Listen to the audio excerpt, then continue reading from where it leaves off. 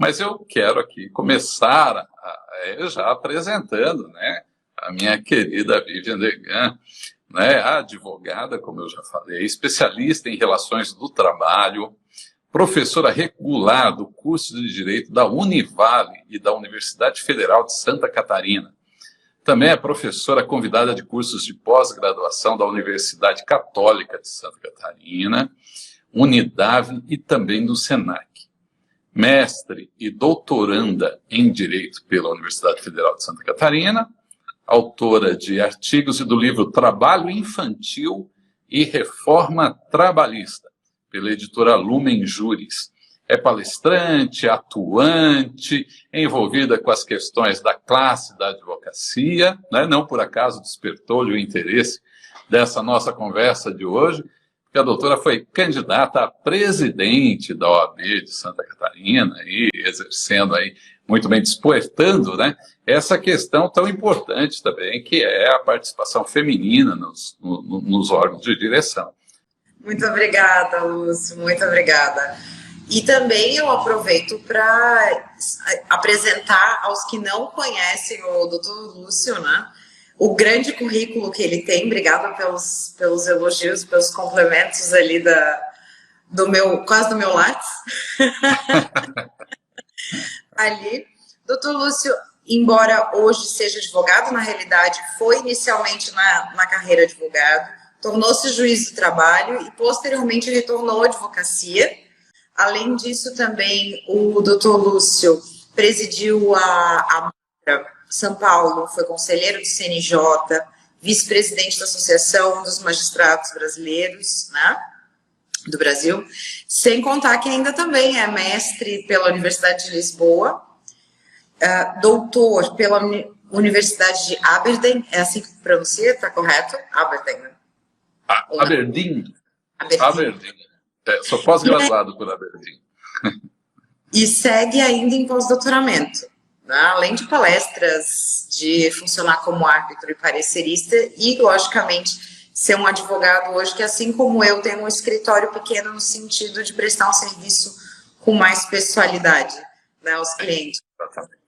Mas uma coisa acho que une a todos. Eu acho que é o tema que nos traz, inclusive, aqui hoje para conversar, que faz parte das nossas prerrogativas enquanto profissionais da advocacia, que é o respeito ao atendimento ao advogado, né? A Constituição diz, no artigo 133, que o advogado é indispensável, né, à administração da justiça, ou seja, não há justiça sem a presença do advogado, não é? Então não é um elemento superficial na atuação do judiciário, não é um elemento superficial na condução dos processos, não é um elemento superficial na própria elaboração da justiça, né? É um elemento importante, tanto quanto o magistrado, não é? Não, por acaso também a legislação é expressa em dizer que não há hierarquia entre juiz e advogado, não é? Que devem se tratar com respeito, não é? Que devem se tratar com consideração, e uma das prerrogativas da advocacia é ser recebido pelo magistrado, não é? Então, o advogado diz lá, o Estatuto da Ordem, que ele pode se dirigir aos gabinetes, independente de marcar horário, que para ser atendido, é claro, né, doutor, que isso não dá direito ao advogado chegar e entrando na sala do juiz, sem pedir licença, sem bater na porta, não é? Onde fica a humanidade? Né? Porque daí faltaria o respeito do advogado com o outro profissional. E como ambos têm que se respeitar, não é? Então, é claro, né, se o juiz está lá fazendo um atendimento, fazendo uma audiência, ele não vai parar a audiência ou o atendimento para atender o advogado, né? Ele tem que terminar o seu trabalho, enfim, né, adequar a situação.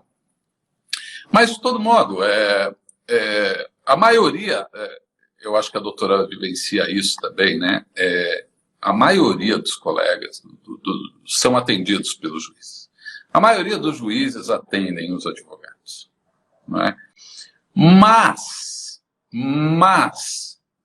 há um grande número de não atendimento. há um grande número de não atendimento de advogado por juízes, né? E juiz aqui no sentido amplo, né? É desembargador, é ministro, é conselheiros do CNJ, né? Então, nós temos uma certa dificuldade, alguns tribunais são mais tranquilos nesse atendimento, né? Desembargadores que atendem muito bem, que sempre estão disponíveis, né? A maioria dos juízes também atende, mas até eu conversava com a doutora Vivian aqui, né, antes um pouco a respeito dessa temática. Eu falo, doutora Vivian, que é como o acidente de trânsito, né? A gente tem os motoristas. A maioria absoluta dos motoristas dirige observando as regras de trânsito, não é? Agora, porque a maioria absoluta dirige bem, não significa que não existam acidentes. E acidentes ocorrem todos os dias em grande número, que é o que se passa. Embora a maioria dos juízes atendam, o não atendimento acontece em grande número. É a maioria? Não é a maioria.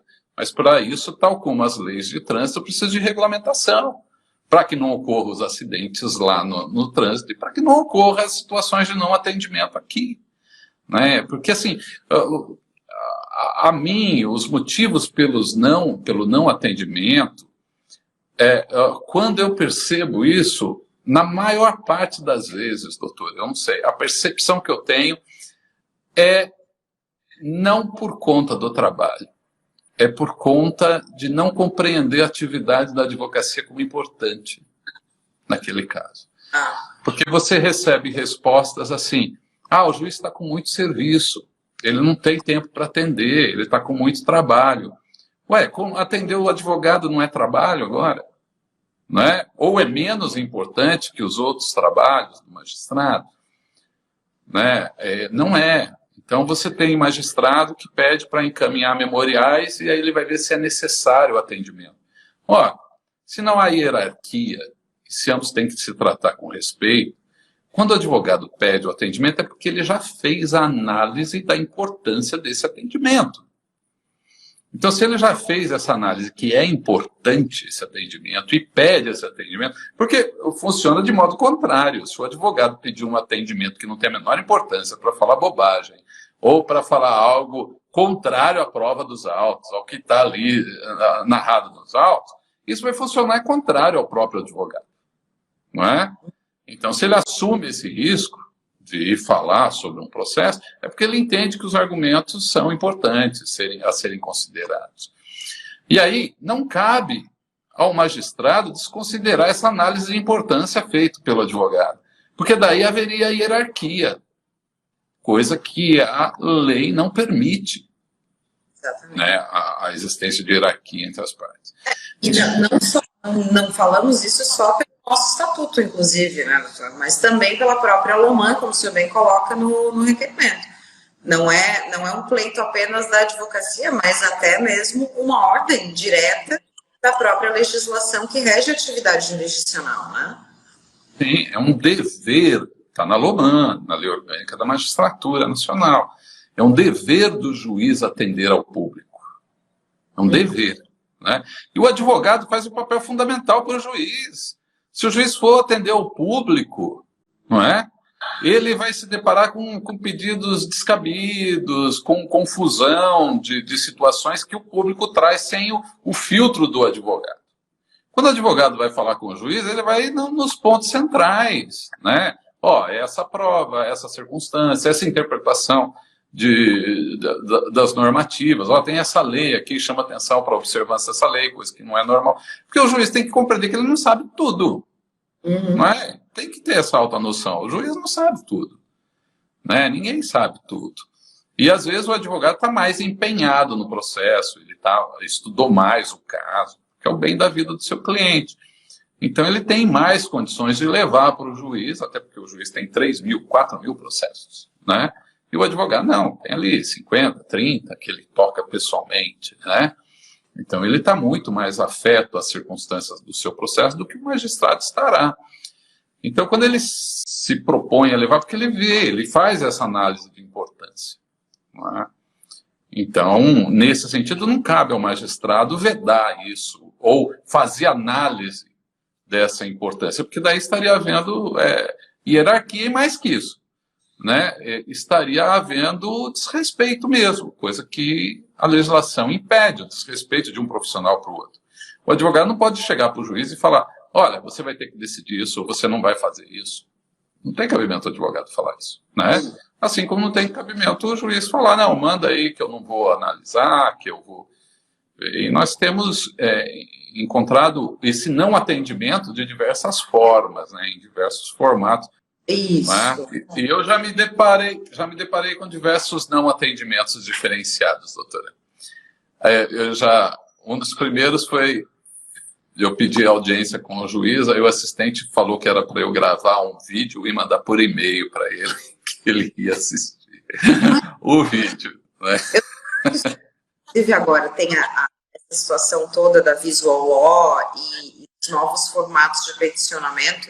Alguns colegas, inclusive, sugerem fazer vídeos em memoriais e colocar QR Code, enfim, mas de toda maneira, né?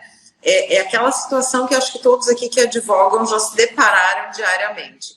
Como o senhor já falou, bater no fórum, quando a gente batia, né, hoje virtualmente, e o assessor efetivamente dizer, não, sim, eu vou repassar ao magistrado. Ele não vai ler o papel, ele não vai acessar o QR Code, ele não vai ver o vídeo. E da mesma maneira, uma coisa que nós conversávamos antes, deixe-se de ter o diálogo que vai levar justamente ao questionamento da problemática do recurso ou do processo ou da liminar, efetivamente, né? Sim, porque pedir para mandar memoriais e ele vai ver se é necessário. Ele está fazendo um juízo de valor sobre o valor já feito pelo advogado, eu acho que isso é inadequado. Né? E na prática, doutora, a gente sabe, pouquíssimos vão ler os memoriais, ou os assessores é que vão apreciar os memoriais, não é? Terceiro, fala com o meu assessor. Eu não tenho tempo, fala com o meu assessor. Aí, quando você fala com o assessor fala que vai levar para o magistrado. Olha, se o assessor vai levar para o magistrado, então eu já falo direto com o magistrado. Exato. Eu não tenho que falar com o assessor e o assessor falar com o magistrado. Porque o mesmo tempo dos meus argumentos, o assessor vai usar com o juiz. Se ele não usar o mesmo tempo que eu usei com o assessor, significa que o assessor estará suprimindo partes da minha fala. Não é? E se o assessor está suprimindo partes da minha fala, é o assessor que está fazendo o juízo de valor do que eu estou falando, se é importante ou não. Nem é o próprio magistrado. Né? Então, assim, se o assessor levar para o magistrado todos os argumentos, vai gastar o mesmo tempo que eu falando com o juiz. Então, não tem por que o juiz não me ouvir e eu ouvir um terceiro. Não é? Porque é o mesmo tempo que será gasto. Então, ele que me ouça. Segundo ponto, assessor nenhum vai levar para o juiz os seus argumentos todos. Não vai. Né? Ele vai fazer um resumo do que ele acha ou do que ele entendeu do tema. Não é? Tomando por base que o mais qualificado é o magistrado na hierarquia de lá, né? Do lado de lá do balcão. Né? Lá dentro da unidade, o mais qualificado é o magistrado. O segundo, o assessor. Vamos lá. O assistente dele, o assessor dele. Então, já a gente tem o correto no sentido de dizer assim, o assessor sabe menos que o juiz. Certo? Tem menos conhecimentos técnicos que o juiz. É menos preparado que o juiz. Então, o que eu falar ao assessor, o assessor pode não compreender. Certo? Porque o advogado é o técnico do caso. Né? O juiz dificilmente vai conhecer tão bem o processo como o próprio advogado. Porque, como eu disse, o juiz tem milhares de casos para ver ao mesmo tempo. Né? E o advogado não, vai saber daquele documento que ele colocou, que o A que a testemunha colocou onde não era para colocar o A, né? Aquela resposta que o sujeito deu, a réplica que não contestou tal fato, logo aquele fato é incontroverso. Né? e são circunstâncias que podem passar despercebidos pelo magistrado, diante do volume natural que ele tem, né? Então, são circunstâncias que podem... É claro, um advogado não vai pedir para o juiz para mandar botar um cítice numa execução de um cheque sem fundo, né? Porque isso não precisa. O advogado que fizer isso vai se dar mal, porque vai estar chamando a atenção do juiz, ocupando o espaço do juiz à toa. Para isso não precisa, né? Então, assim, e olha só, né? A gente fala, até alguns juízes, né, alguns colegas magistrados ficam, pô, pedi isso. Eu sempre atendi os advogados. Mas se sempre atendeu, não tem nada a perder, né? Se vier uma normativa do CNJ dizendo que tem que atender os advogados, quem já atende não tem que se preocupar com isso, né? Não há nada nesse sentido, né? Não se pede nada. Se pede, porque, olha, eu sou advogado de juízes. Eu tenho casos em que eu defendo juízes, magistrados. Não é? E, em algumas hipóteses, eu peço audiência para tratar de casos de juízes e não me atendem. Os meus clientes juízes é que ficam sem fala diante do judiciário em situações assim. Né? E fala, mas tudo pode ser no papel. Não pode ser tudo no papel. Às vezes você conversando, se a gente fosse narrar, né, essa nossa conversa aqui para o público, no papel, teria outra percepção do que a gente narrando essas dificuldades. A compreensão do outro, a empatia pelo outro, das dificuldades do outro. Né? Entender isso faz parte do relacionamento humano e é um elemento intrínseco da aplicação de justiça. Né? Então, quando você não tem esse acesso, dificulta a sua compreensão. E não por acaso, as associações de magistrados, elas pedem audiência com todos os relatores de processos no Supremo, no STJ, nos tribunais, nos processos administrativos, no parlamento, para falar com os relatores lá dos projetos de lei. Por quê? Porque é importante. As associações de juízes entendem isso como necessário. Né? Agora, imagina a associação de juízes vai lá falar com o relator e o relator não atende a associação de magistrados. Não tem cabimento. Não é? O Lauro, Lúcio, comentou sobre a questão dos memoriais aqui, né? Uhum. Ou seja, é aquela coisa, a questão que ele levanta é, então, mas o meu direito ao atendimento é entregar pessoalmente os memoriais e conversar? Podem me exigir, eventualmente, que eu apenas encaminhe os memoriais, ainda mais em tempos virtuais, né? Doutora, manda por e-mail. Os memoriais, posso exigir, efetivamente, que me abram espaço para os memoriais? Eu penso que sim. Nessa retomada gradual que a gente tem, né? Como é que o doutor se posiciona, doutor Lúcio? Não, o Lauro aponta uma questão interessante aqui, né? Porque os memoriais, como a gente fala, né? É um papel escrito, com os temas ali. Mas quando você traz a abordagem para o magistrado, é diferente. É diferente, excelência. Aqui o sujeito confessou, excelência. Esse tema, eles trouxeram testemunha, perguntaram sobre o horário para testemunha, contraditaram testemunha contra o horário, apresentaram o relatório. Mas na réplica eles já confessaram, excelência, tudo isso é à toa. Né? Mas é mesmo? Excelência, está lá. Aí o juiz vai conferir. Né? Porque são detalhes que passam despercebidos. Excelência, estão discutindo aqui, mas não foi pago o adicional. O adicional não está pago. Não é? Não. Olha aqui, ele recebia a ordem, tanto recebia a ordem que foi punido, tem uma punição. Mas tem punição onde? Está lá na folha, lá no relatório dele tem uma punição. Então está em punição, o que demonstraria uma hierarquia para um vínculo de emprego, né, possivelmente. Então, assim, são muitos detalhes que percorrem os processos todos e que, às vezes, eu adorava receber advogado. Eu não sei porquê. Eu tenho diversos colegas aqui, o doutor Gabriel, a Líbia. Quem eu vi que entrou aqui, o nosso presidente do Tribunal Regional do Trabalho aqui da 2ª Região, o nosso querido doutor Vidigal Luiz. um excelente, mas já recebia todos os advogados enquanto atuava na unidade. Porque eu gostava de receber, porque às vezes o advogado chega no ponto. Excelência, é isso aqui, ó, ponto. Eu não tenho que ler inicial, não tenho que ler réplica, tem que ler, né? Mas assim, eu não tenho que ficar caçando aquilo, porque o advogado já me traz mastigado. Doutor, tá aqui, ó. Onde tá, doutor? Mostra para mim. Aqui. Tá, eu vou ver, né? Eu vou ver. Pode deixar que eu vou verificar.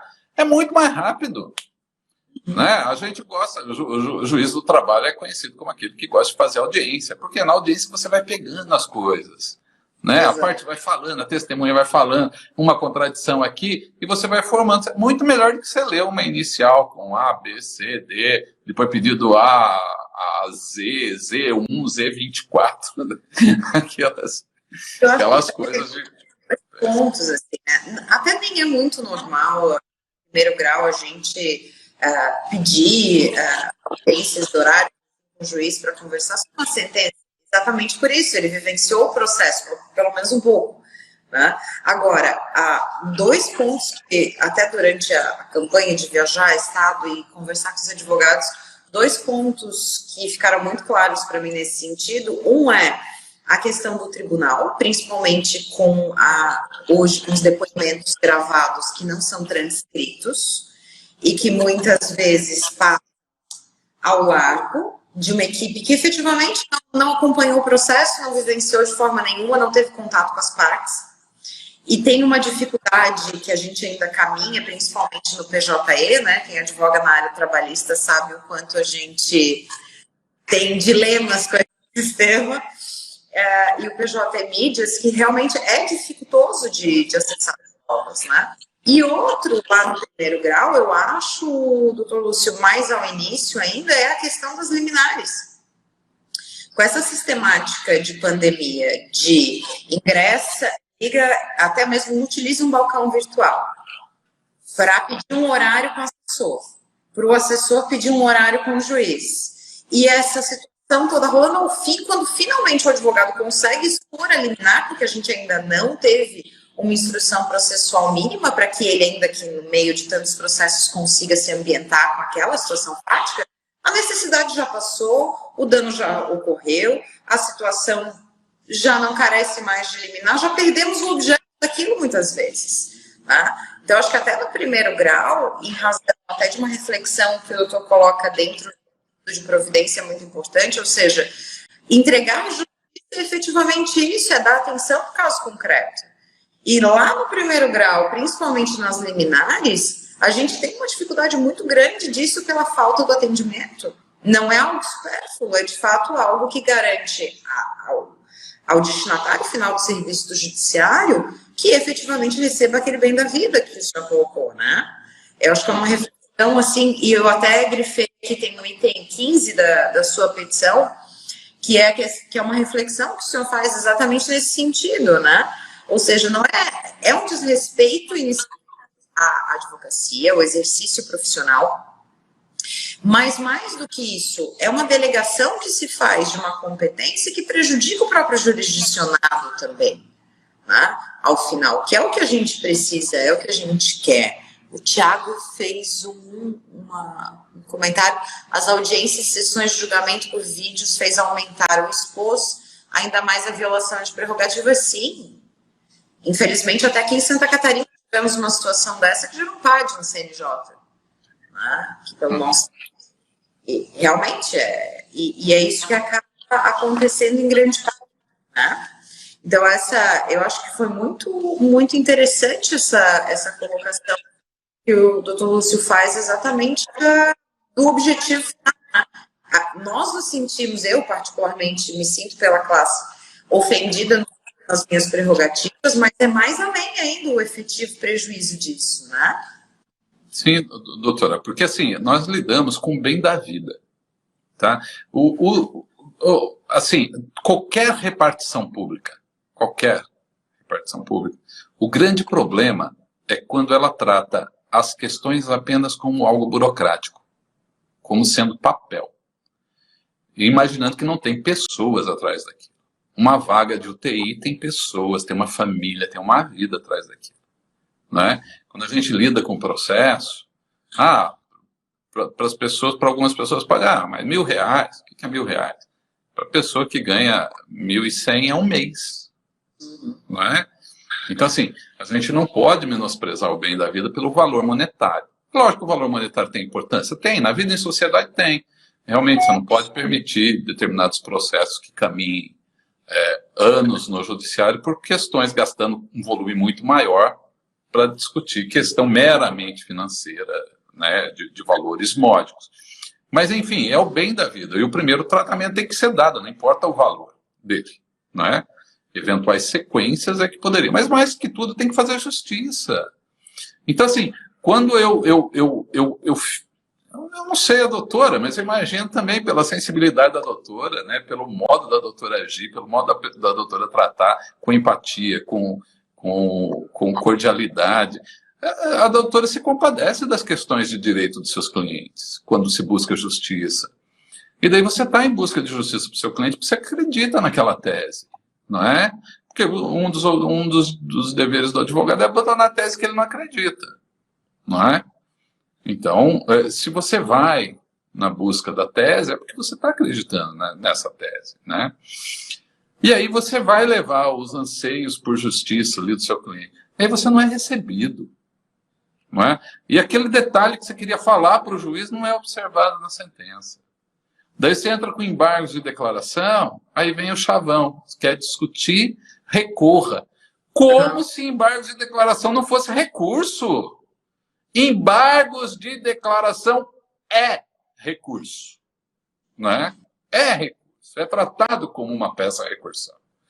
Então, assim, aí recorra, mas daí você movimenta uma apelação, né? Ou um recurso ordinário, no caso trabalhista, por um detalhe que poderia ser sanado. Eu tive recentemente com uma juíza que me recebeu, o problema dela não foi receber, ela me recebeu. O problema era outro. Ela me recebeu, ela praticou uma decisão assim totalmente injusta. Totalmente injusta. Eu entrei com embargos de declaração. Eu entrei com uma petição e pedi audiência com ela. Ela me atendeu, expliquei para ela e veio a decisão completamente assim fora de qualquer contexto, né? Isso eu não estou dizendo que eu interpreto direito melhor que alguém. Não é isso. Era uma questão de justiça mesmo, não vou entrar em detalhes que não convém. Aí eu falei, mas não é possível, né? Ela aceitou, ela homologou e agora ela está cancelando algo que o sujeito já pagou. Tinha sido um arrematante que tinha comprado um imóvel, tinha pago, ela tinha homologado e aí ela estava atribuindo a ele custas outras, se a proposta dele era expressa, enfim, né? Eu falei, acho que ela não entendeu. Eu entrei com embargo de declaração e pedi nova audiência. Fui lá falar com ela. Eu falei, excelência. Ela, não, eu me lembro do caso. Sim, a gente falou 3 dias atrás, né? Ela, não, eu me lembro, eu analisei o caso. Eu falei, então, excelência, mas ele apresentou a proposta para a doutora expressa, negritada, sublinhada, eu que redigi. Né? Vossa Excelência homologou a proposta, negritada, sublinhada. Ninguém impugnou a proposta. Aí ela falou, o advogado realmente comeu bola. Se o advogado comeu bola, já tinha, né, precluído o direito, já estava consolidado, o sujeito já tinha pago tributos, já tinha feito uma série de gastos e ela estava querendo atribuir outras despesas para ele. Eu falei, mas excelência,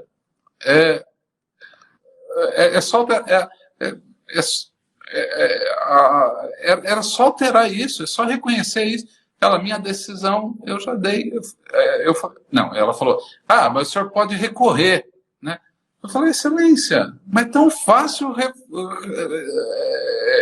fazer justiça aqui, é só reformar esse ponto, né? Ela, não, minha decisão eu já dei. Eu falei, mas está injusta, né? Eu falei, mas está injusta, é uma decisão completamente injusta. Agora a gente vai movimentar a máquina do judiciário por causa disso. Não é? Mas já está feita. E, de fato, estamos lá com agravo agora de instrumento, do TJ. Então, assim, mas nesse caso ela ouviu, ela atendeu, ela recebeu, ela me concedeu oportunidade para falar, para explicar, né? Enfim, ela fez o certo. A decisão aqui não foi, né, no meu ponto de vista, Agora, o problema é quando não nos dão nem essa oportunidade. Né? E eu estou defendendo os juízes agora, né? Num caso no CNJ, eu pedi 2 audiências com o conselheiro 2 vezes. Me designou um assessor para falar. Eu explico para o assessor. Converso com o assessor e vem outra decisão. Né? Eu falei, bom, então o assessor não... Acho até que foi o Berto que comentou aqui. É que primeiro vira um telefone sem fio. Né? Ele chega num resumo, sem ênfase e sem questionar absolutamente nada. É natural que o assessor não vai impor um ponto de vista diferenciado. Eu trabalhei em gabinete de tribunal. O assessor, ele está ali para dar vazão. E ele está ali para seguir exatamente os precedentes, obviamente, do seu desembargador. Isso é natural. Eu não estou dizendo, inclusive, que seja um demérito. Isso é natural, é assim que funciona. Né? Lógico, ele vai pensar, talvez até eventualmente questionar, mas no dia a dia, no volume que é, a gente sabe que não funciona dessa maneira. Né? E a gente vive dentro de uma, às vezes, de modelos de decisão, que se a gente efetivamente tem essa conversa, né? A minha sócia foi atendida aqui no Tribunal de Justiça, foi bem interessante. Era uma situação de alimentos, ela faz a parte civil, né? Foi uma situação de alimentos, de exoneração de alimentos de um filho maior de idade, que ainda estava na faculdade, mas ele estava na faculdade há 8 anos. E aquela faculdade não acabava, nunca. Né? E no momento do curso, o desembargador que o relator atendeu e prestou tanta atenção que ela estava né, que ele anotava os pontos que ela falava nos memoriais ali, né? E na hora do julgamento, da sessão de julgamento, a leitura por ele, que era o relator do acórdão, trazia exatamente aqueles pontos, ou seja, de fato, aquela conversa foi extremamente importante. Foi tão importante que aqueles fundamentos levantados da peça recursal efetivamente foram os fundamentos da decisão de reforma que a gente precisava. A gente precisava, né? Muito mais do que a gente. Então, é aquela situação, isso faz extrema, não é pouca, faz muita diferença, né? Mas como é que é? O Thiago está me dizendo aqui, doutor, ó. Se não recebem o Munhoz, vão receber nós, simples mortais. Imagina. Eu me apresento como advogado, nunca. Não, jamais usei qualquer outra. Os pedidos de audiência é de audiência para o advogado tratar do caso tal, com o juiz a respeito defendendo a parte tal. Intimidade é isso.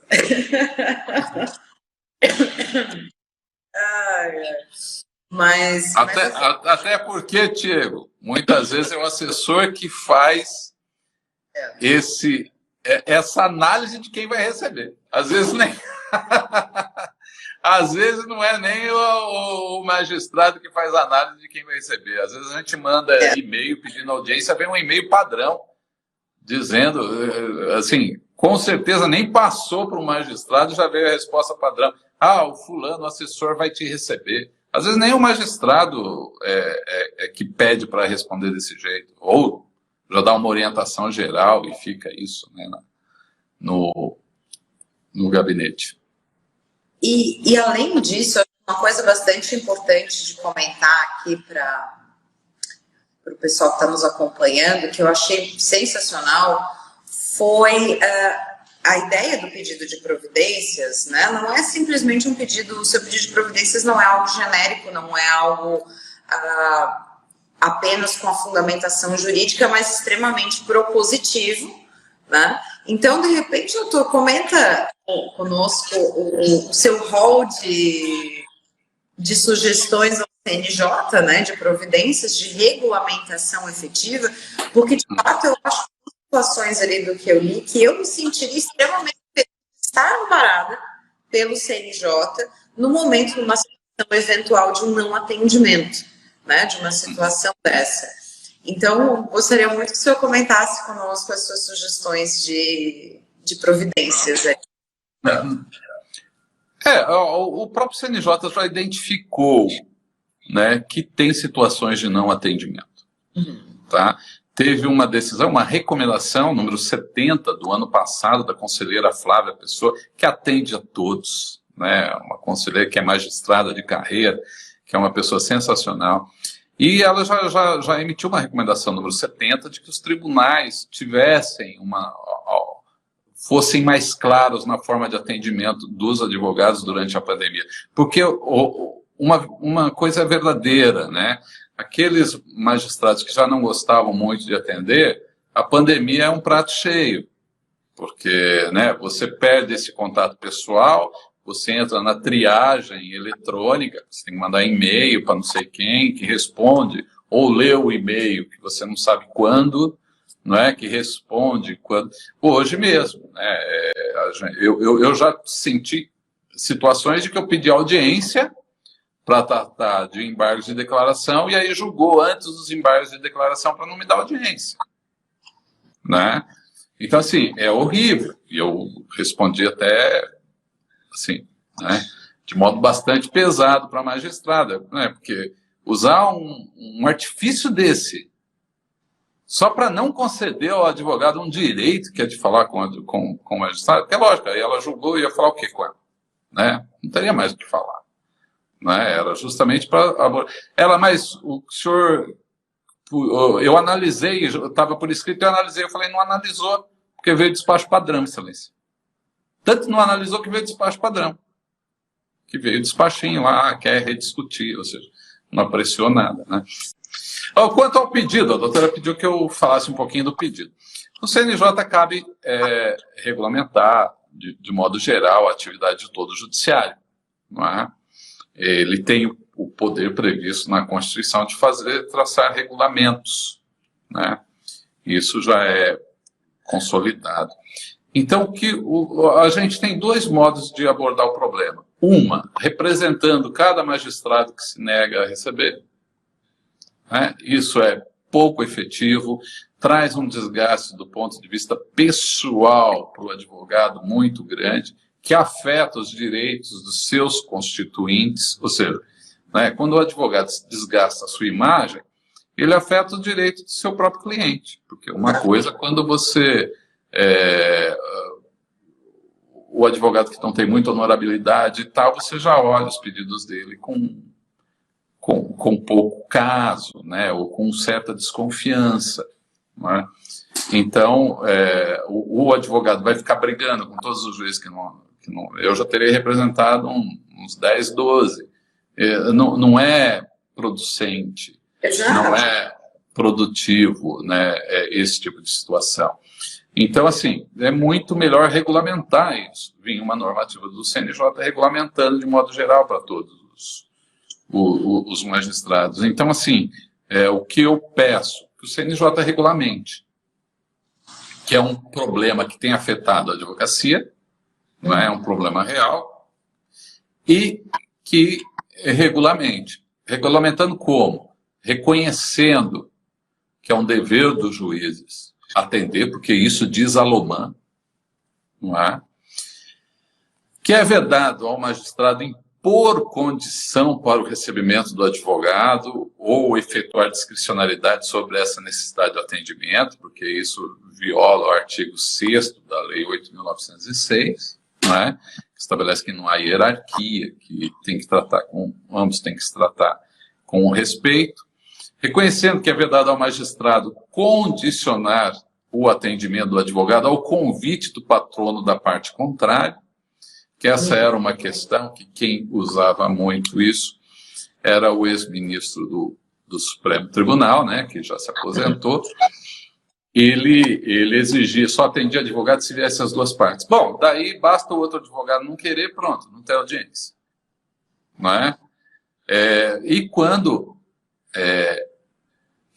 o Código de Ética da Magistratura, feito pelo próprio CNJ, de relatoria, então, do ministro Dallazen, um trabalho sensacional, muito bacana, já consta que não viola qualquer princípio, não viola qualquer direito ao tratamento igualitário receber o advogado da parte que pede audiência. Por quê? O mesmo direito tem o outro lado. Se o outro lado quiser pedir audiência, vai. Agora, imagine, eu quero uma antecipação de tutela inaudita altera a parte. Como que eu vou convidar a outra parte para falar, né? Ela está lá junto comigo. Não dá, né? Tem coisas que não dá, não dá. Mas, enfim, não pode haver esse condicionamento, não é? Eu falo que o magistrado até pode colocar à disposição do advogado, ó, quer falar com o assessor? Tem um assessor aqui disponível, com mais tempo para receber. Mas aí, se o advogado não quiser, não pode ser imposto. Ele pode até sugerir, não é? Mas não pode impor ao advogado que fale exclusivamente com o assessor, não é? Que não sendo possível atendimento presencial, possa ser por videoconferência, pelos meios tecnológicos, a escolha do magistrado, WhatsApp, Zoom, Google, Teams, né? Não tem problema, desde que ele atenda, desde que ele converse com o advogado, o meio.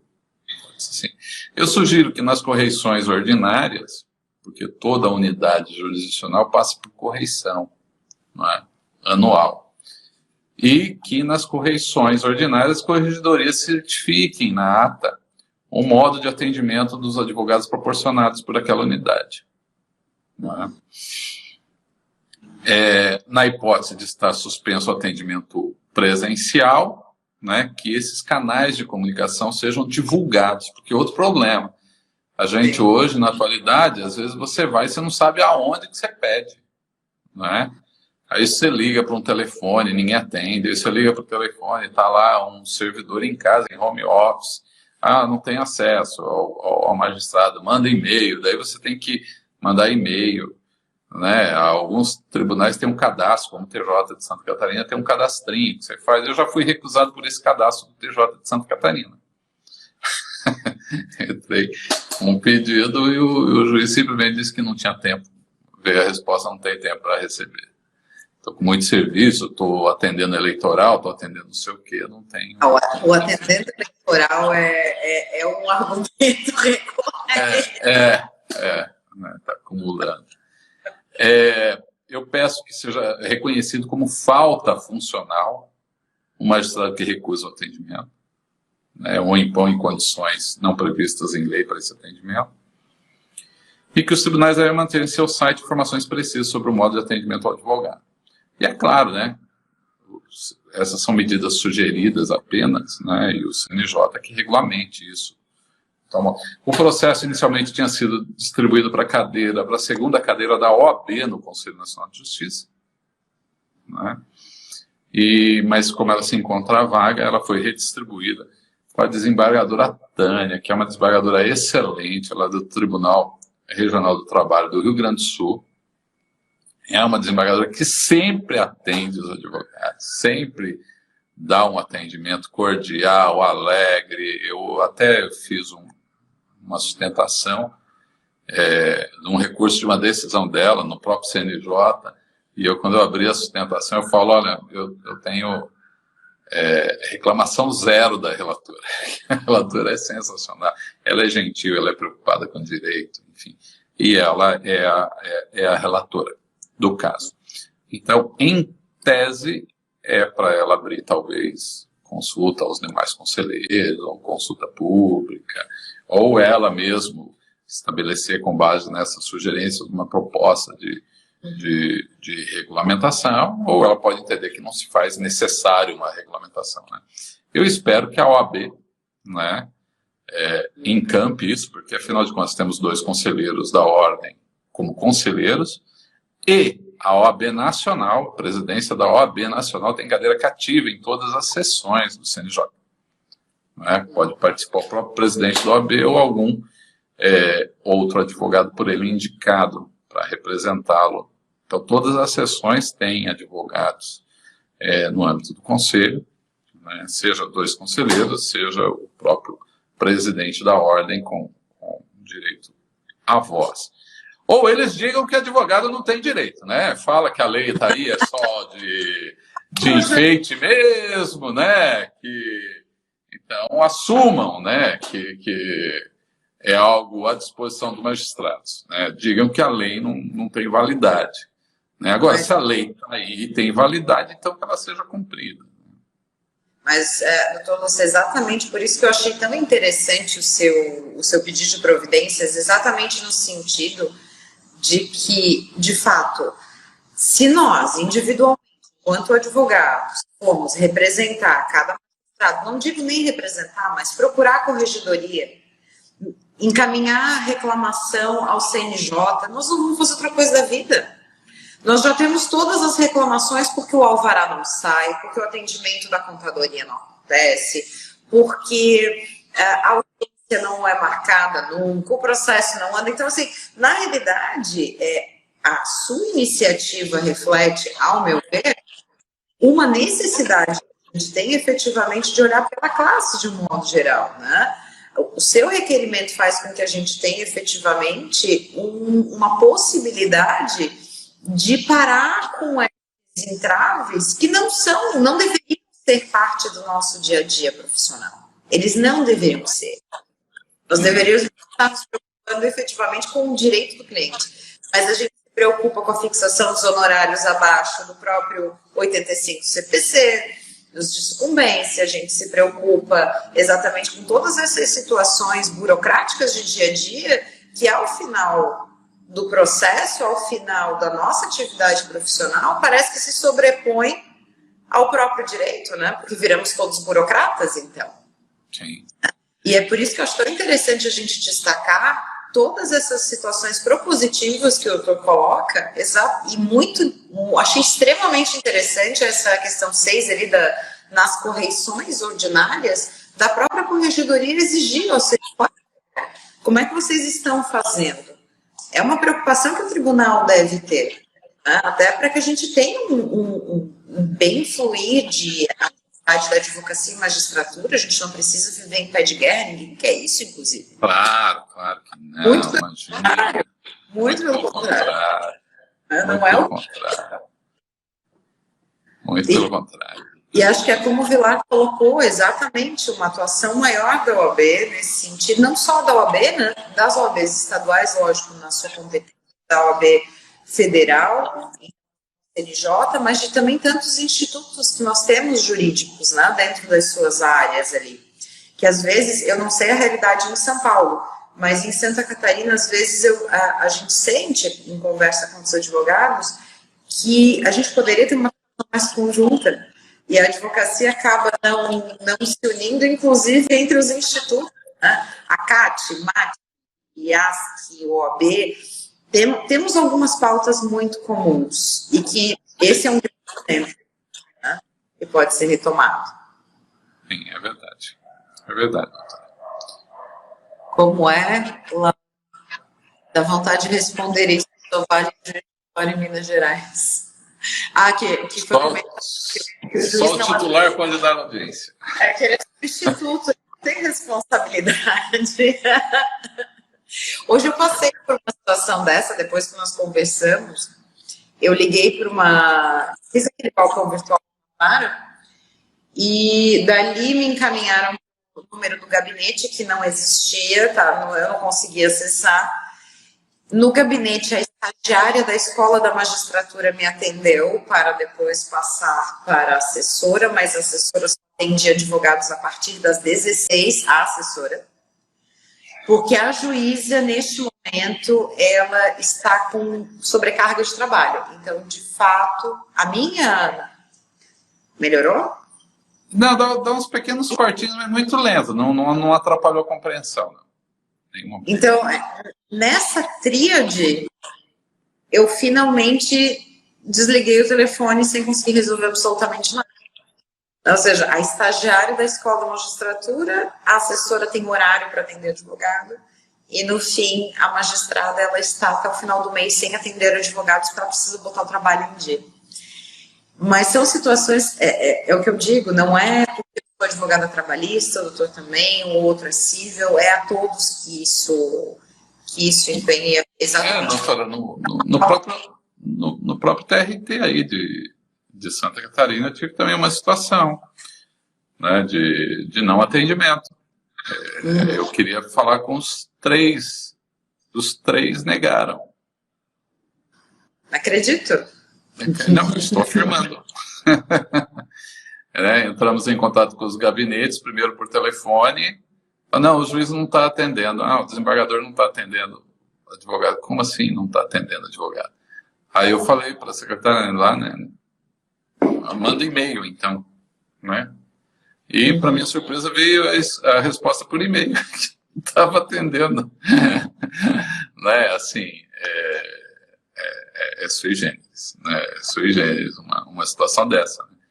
Agora, se você não tem, que eram embargos de declaração, você não tem sustentação oral nos embargos, e você não consegue falar com o magistrado que vai julgar, você vai esperar o quê? O que veio de resposta, né? Veio o chavão, né? Pretende alterar o julgado e tal.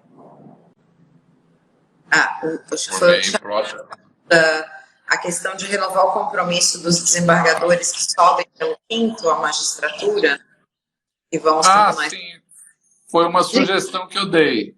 Foi uma sugestão que eu dei aqui, inclusive no nosso grupo consta o vice-presidente eleito, né, e já empossado da OAB de São Paulo, doutor Leonardo Sica, que São Paulo está justamente no processo de eu não sei, não estou acompanhando, mas estava, pelo menos, num processo de escolha de candidatos ao quinto.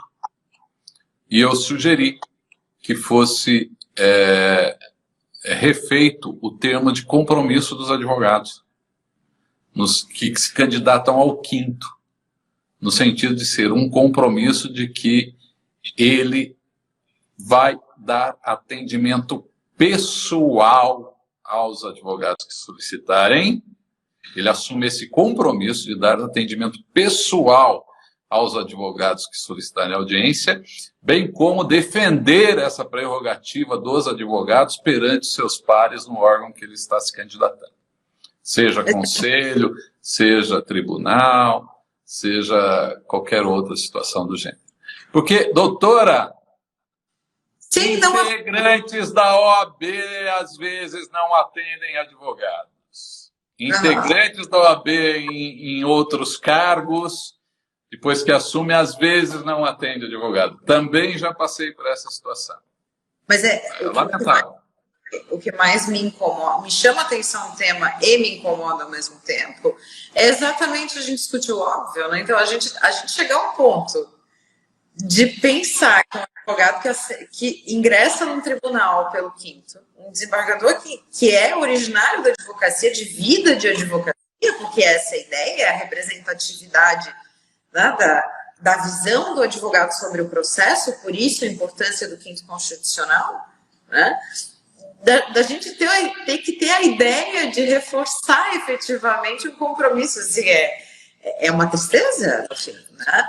Eu digo até que o Tribunal de Justiça de Santa Catarina, hoje, agora presidido por, acho que pela primeira vez presidido por um desembargador originário do quinto, o desembargador Blasi, que assumiu a presidência. Mas o desembargador Blasi, ao que eu me recordo, e não falo, mas me lembro de amigos, enfim, colegas da advocacia, sempre teve uma visão, e isso era muito interessante, eu assisti algumas ponderações dele em julgamentos de pleno e questões administrativas, ele sempre levava essa situação, sim, mas vocês querem decidir de tal forma, como é que vai ser lá na ponta com o advogado? Como é que isso vai acontecer na vara, sei lá, da cidade de Bom Retiro? Como é que isso vai se proceder? Então, às vezes, claro, quando alguns colegas dizem, mas essa história de quinto, mas ela é importante exatamente para dar essa visão, ou seja, a função dele ali é essa, não é só de entregar a jurisdição, né? Mas de participar da administração da justiça de maneira a levar a realidade da carne que a gente sofre aqui na advocacia. Sim. Então, não, mas já me aconteceu isso. E desembargadores do não atendem advogado, então ou como disse um colega aqui, que agora não me recordo quem foi que disse, ainda da litigância de má fé pelos embargos. Embargou tomando de litigância ainda. Pô, pelo amor de Deus. São umas situações que a gente vê que são incompreensíveis no meio disso. Olha aqui, ó, o Paulo Basílio está dizendo que a desembargadora Tânia, que eu citei ainda há pouco, está nos prestigiando. Eu não vi a entrada dela aqui, está nos prestigiando na live. Seja muitíssimo bem-vinda, doutora Tânia. Ainda bem que eu falei bem, hein? Não poderia ser diferente. Eu fiz grandes elogios à doutora Tânia. Somos todos testemunhas. É uma magistrada, como estou repetindo, é uma magistrada acima de qualquer ponderação, é ótima, é compreensiva, atende a todos. Aí, tá aqui. Não, doutora, não. Mas tá gravado, depois a doutora vai ver o que eu falei. Tá gravadinho. Seja bem-vinda, excelência. Seja bem-vinda. Para aqueles que chegaram um pouquinho depois também, acho que é importante a gente relembrar o que foi falado. De maneira nenhuma a gente está aqui generalizando, né? De nenhuma forma a gente vai generalizar e dizer que de qualquer maneira os profissionais são todos de determinada forma. Acho que seria muito de jeito nenhum, não. Foge do seu perfil e do meu fazer esse tipo de abordagem. De toda sorte, é evidente que é uma situação, chegar ao ponto de parar sua advocacia pessoal, como o senhor fez, para sentar e elaborar um pedido de providências ao CNJ, é porque, de fato, é uma situação que no dia a dia nos incomoda no ponto de desanimar profissionalmente. É uma desvalorização, o final. Né? Sim, porque... Mas eu lhe digo no sentido assim, como professora de curso de Direito, uma das coisas que mais me incomoda hoje é que eu vejo, cada semestre que passa, eu tenho menos alunos que desejam advogar. E eu tenho menos alunos que desejam advogar porque eles olham para os profissionais do mercado com uma sensação de valorização, inclusive pessoal. Eu vejo amigos desistindo o tempo inteiro da advocacia, procurando outra situação, que é muito estressante, porque essa luta constante com esses vai e vens de situações burocráticas desnecessárias que a gente passa. Essa recorrência que acontece de desrespeito de prerrogativa, no fim das contas, desvaloriza a classe inteira. E eu acho que são essas discussões, são ações como a sua, de tomar providência à frente de um grande grupo da classe, efetivamente, que a gente precisa ter exatamente até para resgatar a boa vontade de acordar cedo e advogar, não mas todos, né? Então, são situações pontuais que a gente tem que prestar muita atenção. E por isso eu fico tão feliz com o Obrigado. Bom, estamos chegando aqui, né, ao final da nossa live, do nosso bate-papo. Foi muito agradável, né? Obrigado por dividir esse espaço comigo e com todos que nos assistiram, que deixaram suas mensagens, suas reflexões, né? Eu acho que é isso, acho que o direito a gente tem que fazer isso, né? Refletir sobre a nossa situação, postular, criticar para melhorar, não é? Sugerir, né? E tentar construir, né, circunstâncias que façam valer o direito, principalmente a justiça. Então, deixo um beijo a todos, especialmente a doutora Vivian aqui, né? E agradecendo a todos aí. Passo aí a mensagem final para a doutora. Obrigada, doutor Lúcio. Eu agradeço demais o convite. Quando nós começamos a conversar sobre esse seu requerimento de providências, né? Eu logo disse, acho que conversamos, olha, isso dava uma live. Isso dava uma live. Porque além do dia a dia dentro do direito do trabalho, que acaba sendo a nossa área mais afeta, acho que prerrogativas é um tema que não se esgota também, né? Então, eu queria primeiro lhe agradecer a grande iniciativa de olhar pela classe. Tem uma obrigação funcional, mas sim com o coração de advogado que o doutor tem. Agradecer a todos que estão aqui e cumprimentaram, deixaram beijos, abraços, participaram com a gente também. E fico à disposição para a gente continuar outras conversas assim também, viu? Muito obrigada. Muito obrigado, um ótimo restinho de semana. Fiquem com Deus. E, eu vou dar uma notícia boa. Palmeiras vai ser campeão mundial pela segunda vez. Tá. Até lá, gente.